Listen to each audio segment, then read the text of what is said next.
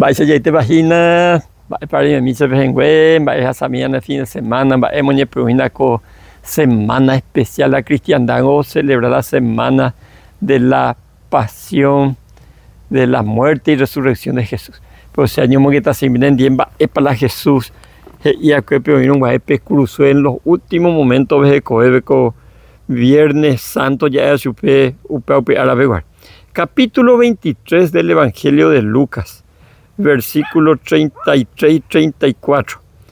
Mateo 5, 43 al 45, de pecha. Jesús, Xerú, ella rey subecueran doi cuaínteco oyapoa. Ha umiñorainojara oitipo a omboya ojama umi Jesús a ocuere. Va, Jesús la yapoa coabe, ha hoy cuaporala injustamente oyehupijaina supercurusur. A las 9 de la mañana bebierno yo vi más el cruzor.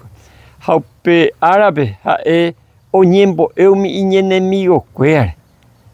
Hoy cua poner que inocente la gente, los sacerdotes, el pueblo y cua, hasta Pilato y cua la inocente Hamba oñembo, mi tapizacuer, porque mi tapizacuango y cua que como oveja sin pastor. Jaco capítulo 5, versículo 43. Al 45 del Evangelio de Mateo y en de Pecha. Peikuaabe y oye jagüe. Jaijundera y juabe. Ja nandea eivaena de raijun uare. Se catuja EPM. Pejaijumi penderaijun uabe. Ja peñembo umi peñembo hasa asíbare. Peisaro pepe shaukata.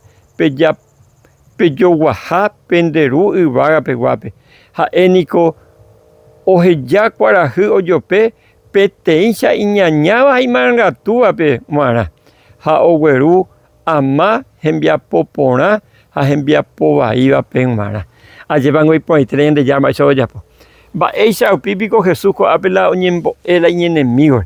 Ha engolado predicar pues ante ven la antigüedad ahí de peocha en ande gente de esa ahí ese. Pendeja ni haju. Ha Jesús y con pengo pependera y bepe juan. Hape pende pende perseguía upea peñembo pemba eva y ya puede vender peñembo ese.